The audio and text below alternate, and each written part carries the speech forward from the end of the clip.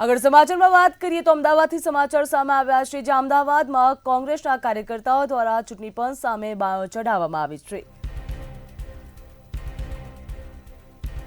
કોંગ્રેસ દ્વારા નાગરિક સહી અભિયાન શરૂ કરવામાં આવશે। કોંગ્રેસ દ્વારા નાગરિક સહી અભિયાન શરૂ કરવામાં આવશે। સમગ્ર મામલે ગુજરાત કોંગ્રેસ પ્રમુખ દ્વારા પ્રેસ કોન્ફરન્સનું આયોજન કરવામાં આવ્યું હતું। તમામ પ્રકારની માહિતી પણ આપવામાં આવી છે। દેશમાં એક વ્યક્તિ એક વોટનો અધિકાર તેવું અમિત ચાવડા દ્વારા કહેવામાં આવ્યું। દેશના બંધારણ દ્વારા આ અધિકાર આપવામાં આવ્યો છે તેવું પણ તેમના દ્વારા નિવેદન આપવામાં આવ્યું છે। જો આ સિવાય વાત કરવામાં આવે તો ચૂંટણી પંચને ભાજપ સરકાર મેનેજ કરે છે તેવું પણ તેમના દ્વારા કહેવામાં આવ્યું। દેશમાં મોટા પાયે વોટ ચોરી થઈ રહી છે। કોંગ્રેસ પ્રદેશ પ્રમુખ દ્વારા આ નિવેદન આપવામાં આવ્યું છે। ચૂંટણી પંચ નિષ્પક્ષ રીતે કામ કરતી નથી, તો ચૂંટણી પંચ દ્વારા નિષ્પક્ષ રીતે કામ કરવામાં આવતું નથી। ચૂંટણીઓની પરિણામમાં પણ ગોલમાલ હોય છે।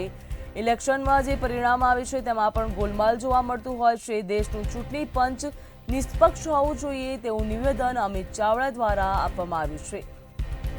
નવસારી બેઠકની 84 વિધાનસભાની ચૂંટણીઓમાં ગોલમાલ થયો હતો। વોટ ચોરી કરીને ચૂંટણી જીતી જવાય છે તેવું પણ અમિત ચાવડા દ્વારા કહેવામાં આવ્યું। ખેડૂતો, યુવાનો, મહિલા, વેપારીઓ તમામ લોકો આજે પરેશાન થઈ ગઈ છે। ઇલેક્ટ્રોનિક્સ અને પ્રિન્ટ મીડિયાના પત્રકાર મિત્રોની હાર્દિક સ્વાગત કરીએ છીએ।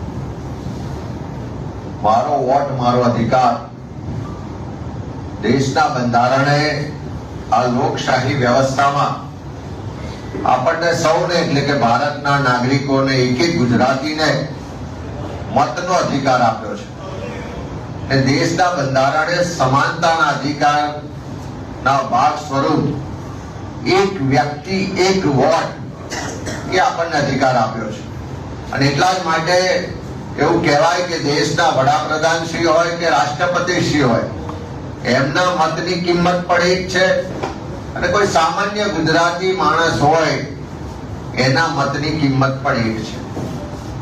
એટલે એક વ્યક્તિ એક વોટ એ બંધારણે આપેલો અધિકાર છે, પણ આ દેશના લોકોના બંધારણના અધિકારો છીનવવા માટે પારંગત એવી આ ભારતીય જનતા પાર્ટીની સરકારને એના શાસનમાં જે ચૂંટણી પંચ સ્વાયત્ત છે, જેની પાસે આ દેશના લોકો પ્રમાણિકતાથી અને નિષ્પક્ષતાની અપેક્ષા રાખે છે, એ ચૂંટણી પંચ એ ક્યાંક ને ક્યાંક રીતે મેનેજ કરવામાં આવે છે, એનો ઉપયોગ કરવામાં આવે છે અને આખા દેશમાં એક વ્યવસ્થિત ષડયંત્રના ભાગરૂપે વોટ ચોરી ચાલી રહી છે। અને એટલા જ માટે દેશના જનનેતા, લોકસભામાં વિપક્ષના નેતા આદરણીય રાહુલ ગાંધીજીએ જે આખા દેશના લોકોના મનમાં એક શંકા હતી કે ક્યાંક ને ક્યાંક ચૂંટણીઓમાં કંઈક ખોટું થાય છે, ચૂંટણી પંચ નિષ્પક્ષતાથી કામ નથી કરતું, ચૂંટણી પંચ ક્યાંક ને ક્યાંક ભારતીય જનતા પાર્ટીને સમર્થન કરે છે અને મદદ કરે છે, એવી જે લોકોના મનમાં એક શંકા હતી।